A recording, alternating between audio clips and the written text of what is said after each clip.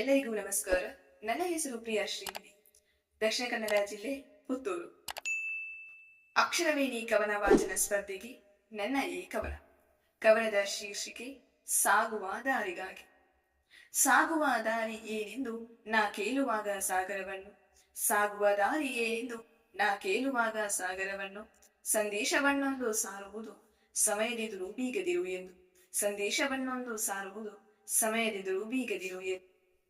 ನಡೆಯು ದಾರಿ ಹೇಗಿರಲಿ ಎಂದು ಕೇಳಿಕೊಂಡಾಗ ನದಿ ಎನ್ನುವುದು, ನಡೆಯು ದಾರಿ ಹೇಗಿರಲಿ ಎಂದು ಕೇಳಿಕೊಂಡಾಗ ನದಿ ಎನ್ನುವುದು, ನಿಲ್ಲದೆ ನೀ ನಡೆಯುತ್ತಿರು ಎಂದಿಗೂ ತಿರುವುಗಳಿಂದಲೇ ಈ ಬದುಕು ಎನ್ನುವುದು, ನಿಲ್ಲದೆ ನೀ ನಡೆಯುತ್ತಿರು ಎಂದಿಗೂ ತಿರುವುಗಳಿಂದಲೇ ಈ ಬದುಕು ಎನ್ನುವುದು.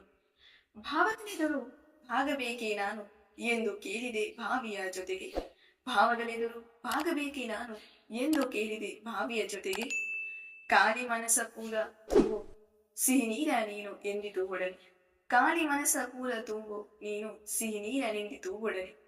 ಮಲೆಯ ತೊರೆಯ ಕೇಳಿದಾಗ ಒಮ್ಮೆ ಹೇಗೆ ತಲುಪಬಹುದು ಗುರಿಯ ಬೇಗನೆ, ಮಲೆಯ ತೊರೆಯ ಕೇಳಿದಾಗ ಒಮ್ಮೆ ಹೇಗೆ ತಲುಪಬಹುದು ಗುರಿಯ ಬೇಗನೆ, ಹೇಳಿದರು ಹನಿ ಕ್ಷಣಗಳನ್ನೇ ಕೂಡಿಕೊಂಡು ಕಡಲ ತೋರಿಸುವು ನೀ ನಡೆವೆನು, ಹೇಳಿದರು ಹನಿ ಕ್ಷಣಗಳೇ ಕೂಡಿಕೊಂಡು ಕಡಲ ತೋರಿಸುವವು ನೀ ನಡೆ ಎಂದು.